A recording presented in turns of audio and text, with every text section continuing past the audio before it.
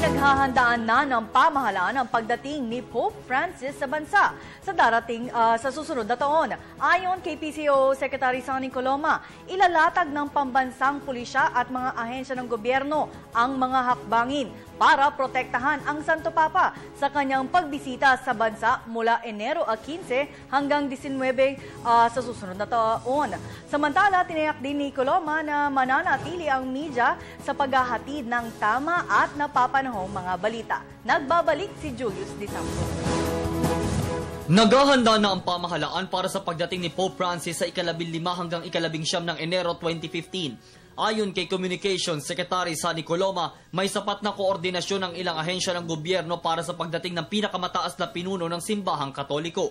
Nakikipag-ugnayan ng masinsin ang ating pamahalaan sa Catholic Bishops Conference of the Philippines sa paghahanda ng mga physical facilities at yung mga events na magaganap habang iniintay natin yung konfirmasyon mula sa Vatican hinggil sa magiging official schedule ng ating mahal na Santo Papa. Inilatag na din naman ng pambansang pulisya ang mga planong pangseguridad para sa Santo Papa.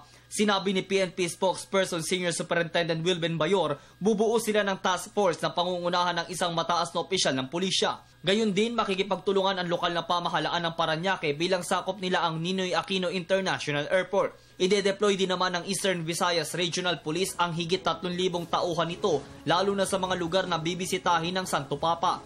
May sapat na koordinasyon din ito sa Presidential Security Group at sa Sandatahang Lakas ng Pilipinas. Merong Committee on Information and Communication na pinangungunahan ni Bishop Milo Vergara na kung saan ang inyo pong lingkod ay ang co-chairman at nailatag na po namin ang buong programa kung paano pangangasiwaan ang aspeto ng komunikasyon hinggil sa pagdalaw ng Santo Papa. Samantala, nanindigan naman ang kalihim bilang pinuno ng Presidential Communications Operations Office at ng media ng bayan na patuloy itong tutupad sa tungkuling maghatid ng napapanahon, tama at patas na balita. Sinisikap nating makalap yung relevant at napapanahong balita, ihatid ito sa ating mga mamamayan sa isang paraang madaling maunawaan para makatugon sila sa mga sitwasyong kinakaharap natin sa araw-araw. Halimbawa, umpisa pa lamang sa umaga ay meron na tayong Panahon TV sapagkat nais nating malaman nila ang taya ng panahon,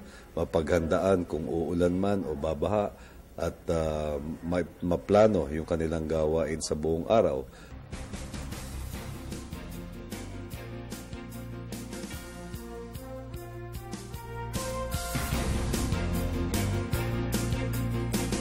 Mamamayan ay dapat bigyan ng sapat at makatotohanang impormasyon sapagkat ito ay yung tutulong sa kanila na makapagpabago ng kanilang mga komunidad at magpatatag sa ating bansa.